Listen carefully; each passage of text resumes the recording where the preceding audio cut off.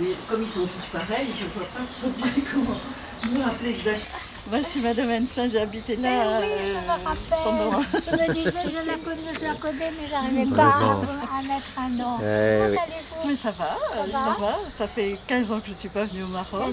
Et donc, je suis venue faire un tour. Mon mari est mort il y a 3 ans. Après, on a habité au 3e. Je crois bien que c'est 3e. Je ne me rappelle plus.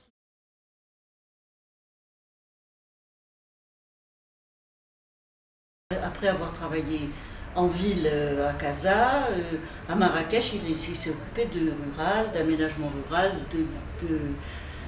d'étudier des monuments religieux comme Sidi Kaouki ou la Kasbah Taourirt, et puis aussi des villages. Il s'est occupé de recasement de villages à propos d'inondations ou de barrages. Enfin, il a commencé à s'intéresser beaucoup au rural. Et puis, ça, c'était dans le cadre d'un ministère des Travaux publics. Donc, il y avait tout un groupe de coopérants qui étaient arrivés donc, au Maroc après l'indépendance. Il y avait des enseignants du secondaire, des enseignants du supérieur. Il y avait donc un historien, un géographe, il y avait le sociologue Paul Pascon. Et nous allions faire des marches pendant le week-end en groupe, des marches qu'on peut appeler pour des coopérants étrangers, des marches découvertes à la fois du paysage et des villages dans lesquels on arrivait.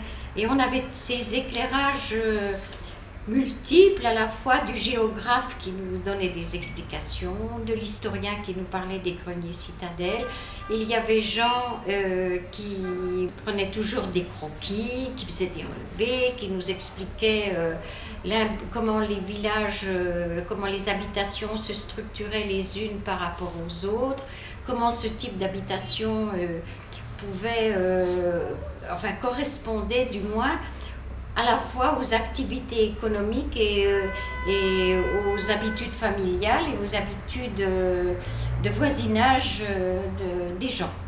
À cette occasion, un des directeurs de Marrakech a eu l'occasion de venir à Rabat et de créer un centre de recherche. Le CERF, centre d'études, de recherche et de formation. Et puis, après, il a travaillé pour le ministère de l'Habitat et de l'Environnement. Et toujours dans les mêmes locaux, ça s'appelait plus CERF. À travers des descriptions, à travers des photographies, à travers des lithographies, à travers des dessins, à travers des vues aériennes, on a fait les plans d'une quinzaine de maquettes. Jean a dû être présent avec nous pendant la confection de la moitié d'entre elles. Ensuite, malheureusement, pour des raisons que lui-même n'avait pas compris, son contrat de coopérant a été rompu. Pratiquement à une année de ce qu'il lui aurait fallu pour obtenir une retraite et une couverture sanitaire.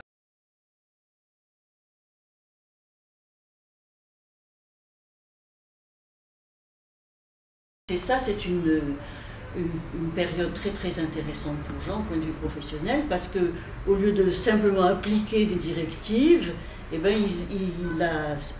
il a participé à la recherche permettant de faire des choses un peu nouvelles, d'utiliser les idées qui étaient dans l'air à cause de mai 68. On est arrivé à Rabat en 68, et donc on a vu défiler dans ce bureau d'études des tas de jeunes ingénieurs, jeunes architectes qui essayaient de penser des choses nouvelles. Ça, c'était une période intéressante au point de vue des idées, et ensuite Jean a essayé d'appliquer ses essais théoriques dans l'aménagement rural et urbain, puisqu'il s'est occupé de bidonvilles, il s'est occupé de recasement de villages inondés, il s'est occupé de projets nouveaux sur du rural comme sur de l'urbain.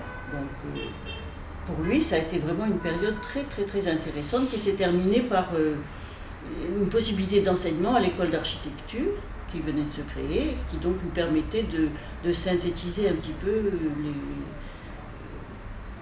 les idées qu'il avait développées dans son travail. Alors il disait pas toujours très clairement ce qu'il pensait, parce qu'il craignait un petit peu que si c'était trop clair, on ne le laisse pas aller jusqu'au bout de ses idées. Et moi, ce qui m'a toujours frappé chez Jean, c'était le souci, non pas de garder un passé figé, mais de montrer qu'une évolution de l'habitat, une modernisation aussi des modes de vie de ces paysans qui étaient dans des villages vraiment enclavés, où on ne pouvait pas accéder en hiver, où il n'y avait souvent pas de route, hein, des pistes, parfois même uniquement des pistes muletières, c'est d'avoir toujours ce souci de partir de ce qu'on appelle aujourd'hui, par exemple, dans les forums sociaux, des communautés de base. C'est-à-dire des gens qui ont un certain mode de vie qu'ils voudraient quand même transformer, améliorer, mais que l'on tienne compte de leurs propositions, de ce qu'ils verraient eux comme amélioration. Et ça, moi j'ai trouvé que pour Jean, ça a dû quand même être très difficile de constater année après année que ce souci-là n'était pas forcément pris en compte par les gens qu'il avait recruté et qui ont continué à le faire travailler au Maroc. Oui, parce que d'une part, les gens qu'il avait recrutés, soit ils considéraient qu'il fallait imposer au Maroc les idées modernes, entre guillemets, qui venaient d'ailleurs, soit conserver le passé parce que c'était beau, touristiquement intéressant. Donc lui, comme tu viens de le dire, il voulait partir de la façon de vivre des gens pour moderniser de façon intérieure, endogène. Et ce qui est peut-être un petit peu l'expérience qu'il avait fait à Rabat avec le Douardoum sur la reconstruction sur place d'un bidonville par les habitants eux-mêmes, sur leur propre l'endroit où ils étaient. Ce qui serait intéressant, c'est de comparer par exemple ce type d'expérience dans le Douardoum avec ce qui se fait maintenant à Rabat par exemple, où là on est en train de faire complètement autre chose. Pour une fois, on n'a quand même pas envoyé les gens à 15 km de là, mais où on a fabriqué des HLM en lieu et place du bidonville antérieur. Je pense que la façon dont ça s'est fait maintenant, par exemple, qui est bon, une espèce de tentative quand même de relogement sur place des gens, mais avec une modalité totalement différente. En hauteur. Elle tient certainement pas du tout compte de la même façon des modes d'habiter des gens et de leur propre capacité à être les propres acteurs de leur relogement. Il faudrait savoir si après coup c'est les mêmes gens qui étaient dans le bidonville et qui sont maintenant dans les appartements, ce qui n'est pas du tout certain. Et d'autre part, est-ce qu'il n'y a pas une certaine partie de ce bidonville qui a été grignotée pour faire de l'habitat de luxe, genre marina et des trucs comme ça? Non, oui, certainement. Ils sont en train de prévoir une partie plus résidentielle. Moi, c'était spontané parce que j'étais d'un milieu ouvrier qui ne pouvait pas avoir d'autre orientation que le combat social, la lutte pour ses droits. Les autres, bon, ils n'ont pas besoin de ça. Ils sont dans un truc qui leur donne des droits. Alors, c'est là où, justement, une communion d'idées se produisait. J'étais plus ou moins anarchiste. Si j'allais en toute confiance chez Stasia et chez Jean, quand il y avait vraiment une situation un peu épineuse qui pouvait se présenter dans les années 68, 70, 71, une époque vraiment, vraiment difficile, c'est parce que je savais que Jean et Stasia, mais de façon différente, étaient contre toute forme d'oppression. Je trouvais que c'était légitime que les gens aient le droit de s'exprimer par des tracts, par leurs plumes, par des réunions où on analysait le devenir de la société, que ce soit au lycée ou ailleurs.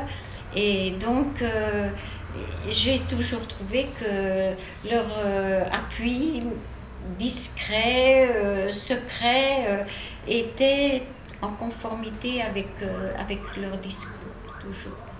Cela m'a amené, dans certaines circonstances, à vous demander d'épauler dans tel ou tel cas un peu difficile des personnes qui se trouvaient qui se trouvaient recherchés ou dans des situations très délicates et que j'ai toujours trouvé chez vous un appui, alors que je sais que comme moi, Jean était quelqu'un d'angoissé et que ça devait être difficile parfois de prendre certaines décisions de solidarité et que vous l'avez toujours fait, vous ne m'avez jamais envoyé comme d'autres l'ont fait, d'autres coopérants ou d'autres amis de longue date ont pu le faire. Ça, j'ai toujours trouvé un accueil chez vous très très compréhensif, y compris pour tout ce que je pouvais faire. Très perso à ce moment-là, sur le fait qu'arrivant chez Jean et Stasia, c'est la rondeur et la douceur, et que Jean c'était quelqu'un de bourru et en lame de couteau, tout en ligne verticale. Bon, je sais que beaucoup de gens étaient gênés justement par cet aspect très bourru de Jean, et sur le fait qu'il était considéré par certains comme étant pas quelqu'un de poli, parce qu'il se permettait de rembarrer les gens, de leur dire ce qu'ils pensaient. Et dans les rondeurs de Stasia et les choses un peu plus brusques de Jean, moi je trouvais tout à fait mon compte.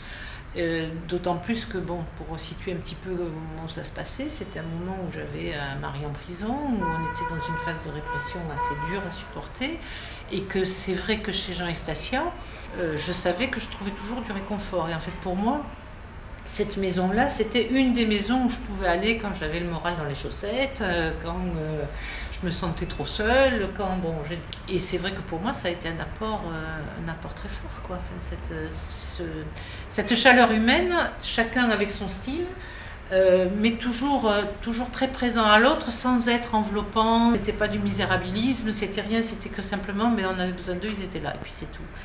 Les années 70, c'était ce qu'on maintenant on appelle les années de plomb. Moi, j'aime pas beaucoup cette expression.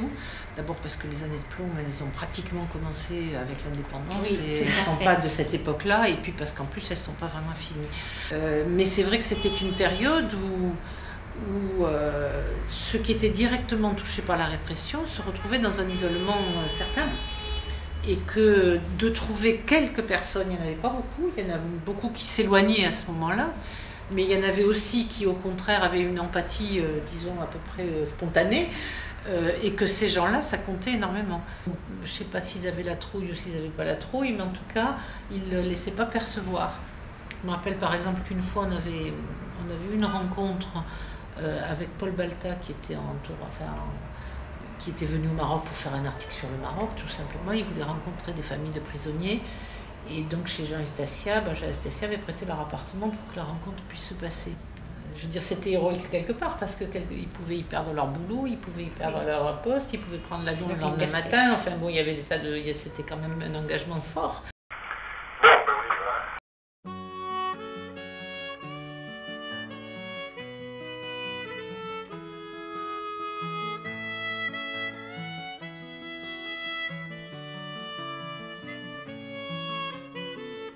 Les vieux murs sont de briques et de mortier, les uns sur les autres, appuyés, enfoncés dans la terre. Ils ont quitté l'aplomb, les murs de ce pays qu'on appelle Wannon. C'est ça qu'il faut résoudre, en fait. Parce que plus on avance, plus ça se mondialise, donc plus le pouvoir se concentre au niveau de la planète.